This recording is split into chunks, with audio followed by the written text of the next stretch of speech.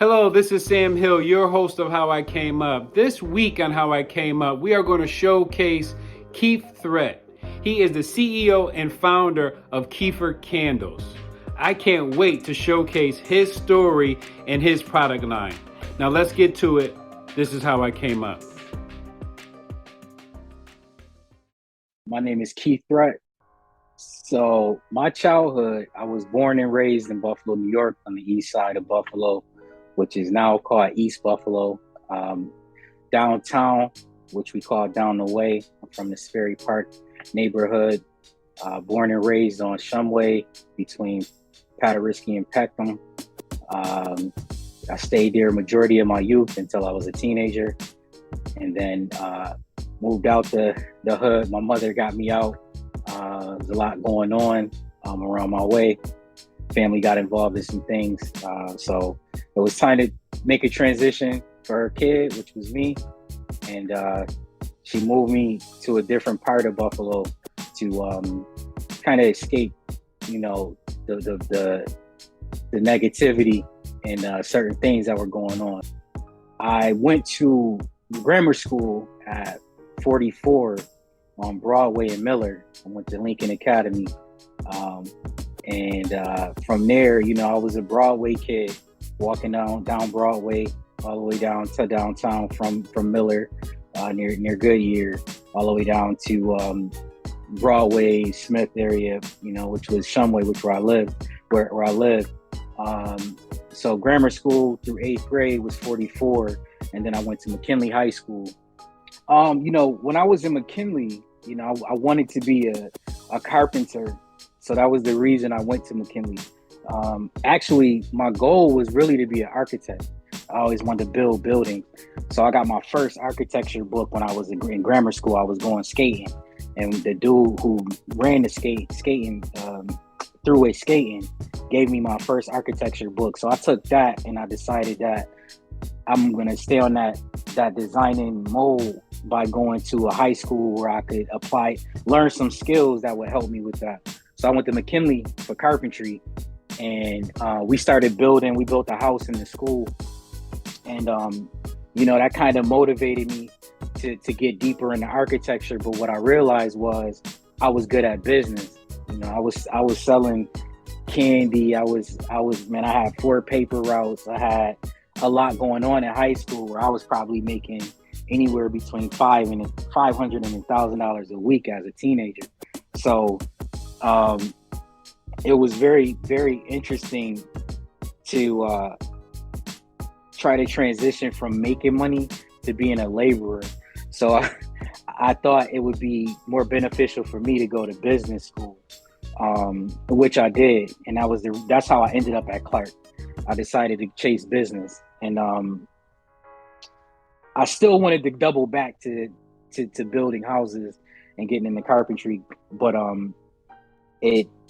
business just captivated me, like the business side of everything. So, I would build with my right hand, and my left hand, I'm trying to figure out contracts. So with all of that, in between all of that, I was designing rhymes, I was rapping, I was making music. I was on a small label, Starving Artist. I did a couple shows. So I was just always creative. And but once I started getting closer to my senior year, I'm like, I feel like I can conquer the world. I actually got Legend in my own mind as my award, which my parents weren't happy about. They were kind of confused as to what I was doing my whole 4 years. And that was just me trying to build this blueprint of who Keith Threat was going to be. Anybody who knows me calls me Kiefer. And they always kind of figured I had this like crazy ambition that always transcended my neighborhood or always went to another coast or another country in my mind, that I wanted to take over or do something big.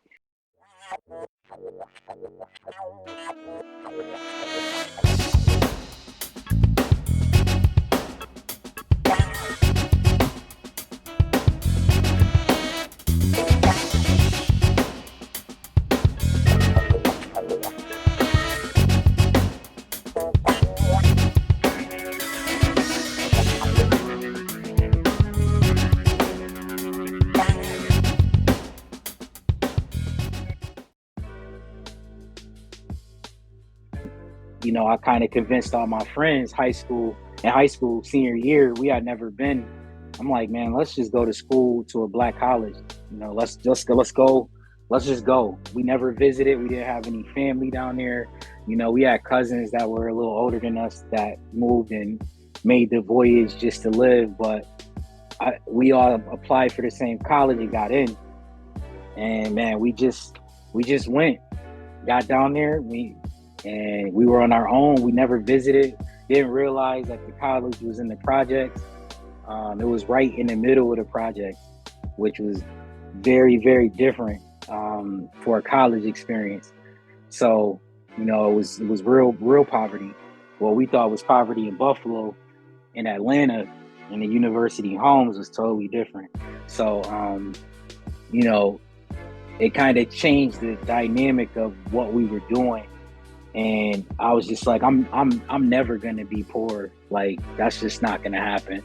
So, by me leaving my $500 to $1,000 a week here as a teenager, I thought when I went to college, I would still somehow have that same money coming in, and I didn't save any money. So when I got to college, me and my friends, we were supposed to focus on school, and I was kind of confused on why I was broke as a freshman in college. Everybody was broke, but that wasn't what I was used to. So, that's how we ended up at Clark. And from there, I just started like trying to get money any way I could outside of doing my homework and doing classes. So I started holding seminars.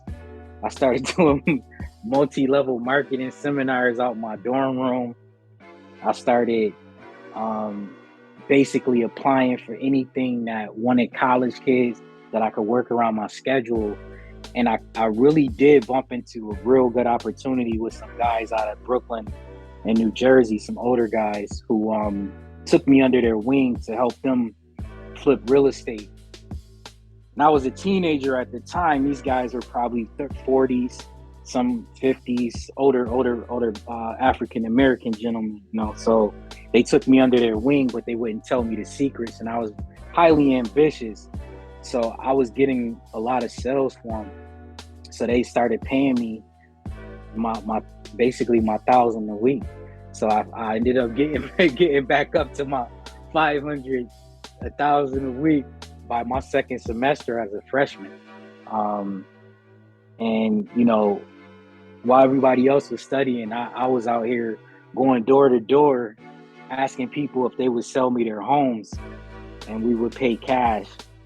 And I got a lot of leads, a lot of business for them. So, in return, they kind of, gave me a car, a house. So by the end of my freshman year, I was basically living like an adult in Atlanta. But it kind of scared me because it happened so fast. So I kind of talked myself into a good situation. Once school ended, I got a little nervous because now I'm out here as an adult at 19. I need to go back to Buffalo and show what I was able to do in Atlanta. So I came back to Buffalo on vacation with that car, money in my pocket, and a lot of people looking at me like, I thought you went away to school as a broke college kid. How you come back with money? So that was my MO. Like I had something to prove monetarily. And at the same time, I forgot to put my paperwork in for my second year of school. And when I went to put it in, they told me I was too late and I had to wait until January.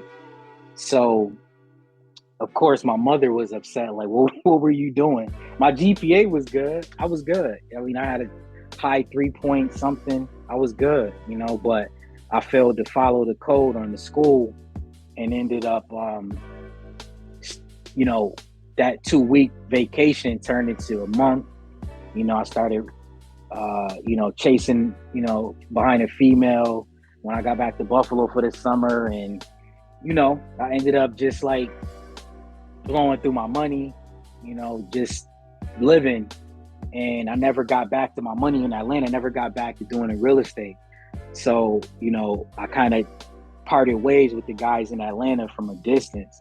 And man, I stayed in Buffalo for a little second trying to figure out what I was going to do. Was I going to wait till January to go back to Clark? But I'm like, man, I'm going to be a semester behind everybody.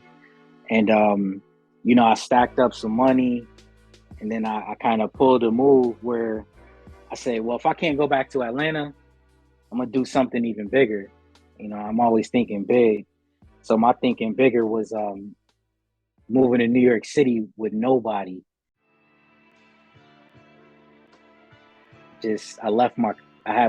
Got another car, left the car, grabbed an army bag, duffel bag. I knew a woman who actually is my daughter's mother now. And I was just like, yo, anybody renting a room? She's like, yeah, my parents own a home in the Bronx that rent you a room. I convinced the company here that I was a great candidate to be hired, and they wanted to hire me, but I caught a different location there and told them that I was about to get hired here. So since I'm about to get hired here and I actually need to be there, would they be willing to take the recommendation from the person that's gonna hire me here and give me a job there if they have an opening? And he said, if your word is true, we'll take you. And my word was true. The person that was gonna hire me here vouched for me. And she was a little upset because she wanted me here. And then I just grabbed my duffel bag, went there, and I started working there. And that job kind of opened the door for everything in New York City. And I'll say, it was Starbucks. Like, I started at Starbucks, and that's how I became introduced to the New York City lifestyle on all aspects, from graffiti artists to, bankers to diamond dealers. I was working in a predominantly Jewish neighborhood. And at the same time, I had applied for Iona College before I went. I never visited Iona. I knew it was close to where I would be working. So I put an application in there, and I said, I'm going to go to Iona, and I'm going to go to Starbucks, and then I'm going to make my way back to the South eventually. But when I got down there, I started working at Starbucks, and I didn't hear anything for a couple months from Iona. What I did was I walked on campus. I got a black hoodie on. I'm working. I'm hopping off the bus. I walk on this campus. I'm looking like, man, it's clean. So I walk in campus, and I'm like, man, I haven't heard nothing. So I walk into the admissions office, and I asked the lady at the desk, I'm like, how do you check on the status of your application? I put application in when I was in Buffalo before I came here, and I haven't heard anything. Y'all might be sending stuff back to Buffalo. So she told me, can you hold on for 1 second? And I was like, what? So she went and got the president and told me to go into his office. And he said he's never had anybody walk in physically and check on their application status. And I was like, what is the big deal? I just need to know if I can, go to the school, and I would be a transfer student technically. He said, well, I've never seen anything like this, but if you really want to go here, just go sign up. So when I got to class, I realized what I did. I walked into a Division I Catholic college on foot, which was a very respected college in the area that people wait for letters from to go to school there. And he said, you just had the audacity to walk in. That shows courage. And then, when I found out what kind of school it was, and when I got into class, I realized I was in school with a bunch of rich kids. I was like, oh, okay. So, I was kind of the charity case. I didn't really make too many friends at first. But I learned a lot from the lawyers that were teaching class. They had actual active lawyers and CPAs teaching business. So I went for international business. And I was able to take the fun from Clark and the Black culture and learn from the yacht club kids and lawyers, and from a different angle, and merged the two. And I think that kind of balanced me out and gave me a real perspective on business from a lot of angles. And from there it kind of like straightened me out, and I knew to meet deadlines. I knew to keep my word, so I was able to learn a lot of foundational things that I didn't understand when I went to Clark, and how to put my education first for the moment, and then get to money. This morning we are in the kitchen with Chef Randy from the Atlanta-based Hotspot, the original hot dog factory, because we are celebrating National Hot Dog Day.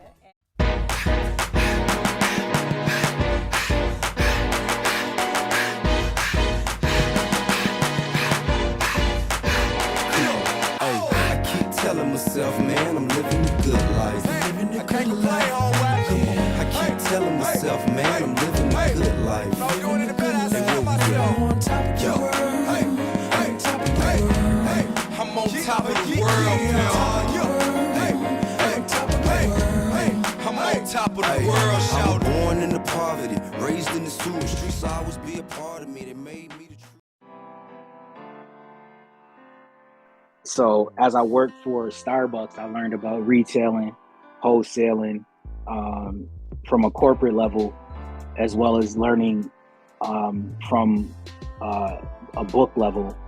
So I was able to put all those together, and then that's how I started my career in banking. So one of my customers at Starbucks actually was a guy from New Orleans. He was adamant about getting me involved in banking because of my customer service skills at Starbucks. So he thought it would be very beneficial for Washington Mutual to have me. And that actually turned out really, really good. So today I actually celebrate 14 years actually 16 years in banking in total. Literally today marks my 14th year, and I was reminded of it with M&T Bank. So currently I'm a Scrum Master, so I lead a team of software engineers, and pretty much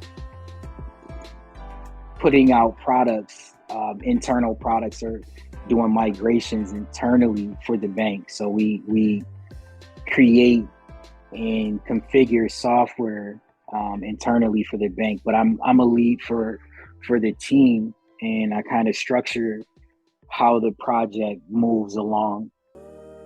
We don't want the Facebook foes, the Instagram imps, or the Twitter terrorists trying to do him harm.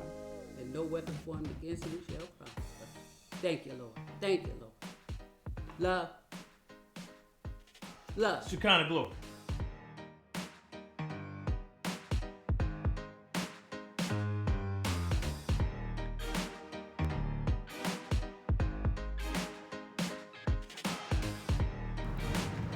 FJ, what happened at school today? I got racially profiled. Racially profiled? T.I., what are you teaching this boy? Shaquan calling herself making cookies for that party for Ray Ray? Really? What's wrong with the cookies? Now you know them cookies was edibles. Had them kids up in there laughing like Steve Harvey had a dumb answer on Family Feud.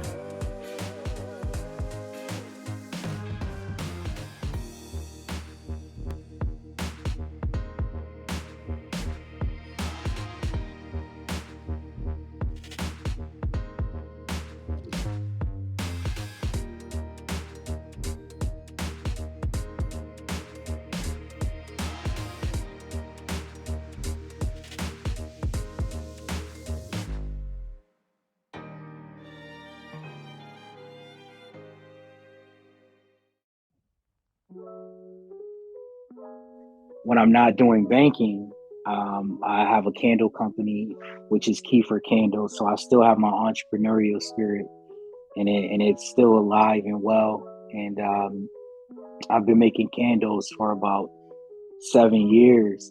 I finally, decided to make it legit and take it mainstream about 2 years ago.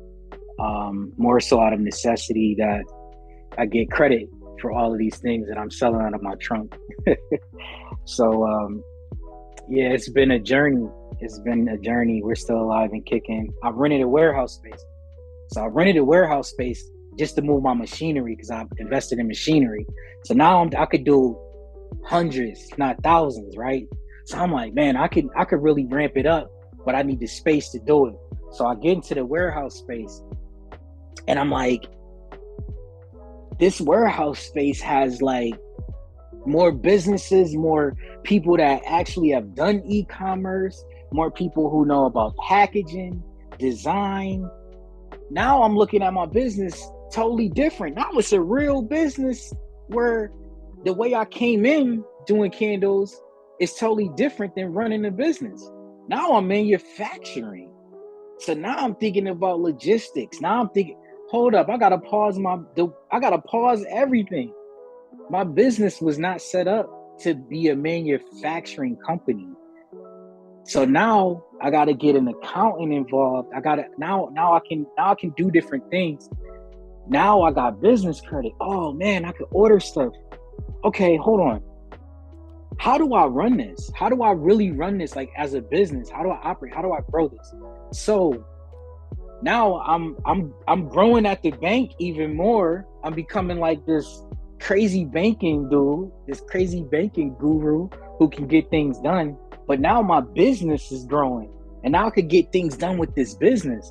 Now I'm like, oh, I got two things going. So what do? Focus on both. So I split my time in half. I'm running from 7 a.m. to 2 a.m.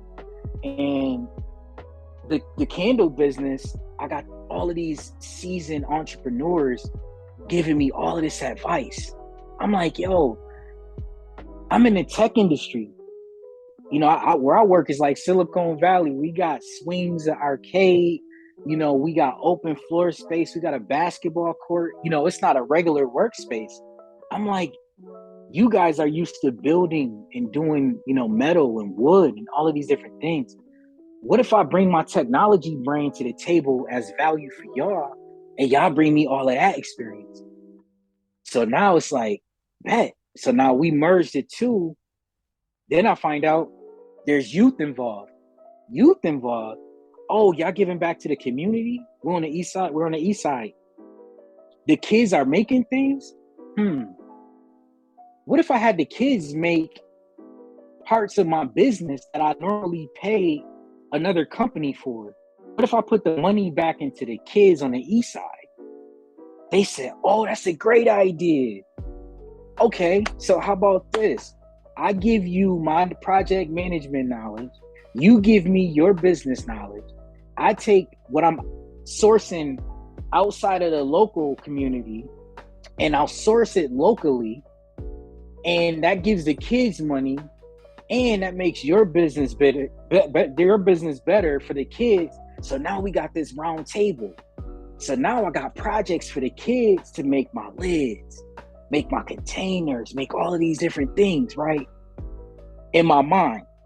So what I do, I go techie. Let's get it designed. Let's really get a software engineer involved to design these things. So when we put it out, it don't look like nothing you ever seen before. Let's really give these kids something to make that they never seen before. So I sit down, have a think tank, come up with ideas. Boom. Next thing you know, we got projects for them to actually make and bring to life and really brand and really bring my business to another level. But in turn, the things I would have been buying anyway, I could take that money and give it to the kids. So it's an economy, right? That's what it started to become, and it's becoming. And now it's more than just candles. Now it's more about, how do I create more things that could be more beneficial for other people?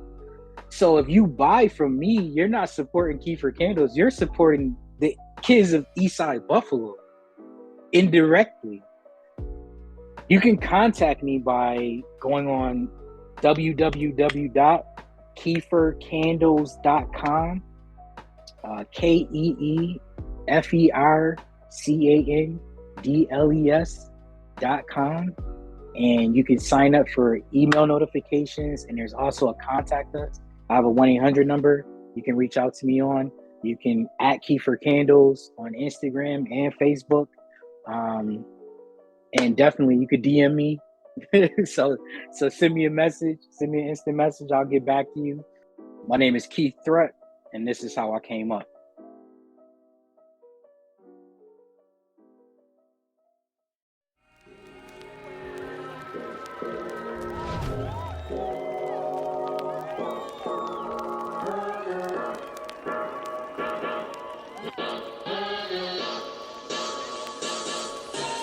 Hello, this is Sam Hill from Success in Me. We are excited to announce Season 4 of How I Came Up will air this November. We have educators, entertainers, and entrepreneurs this season. We can't wait to share their stories.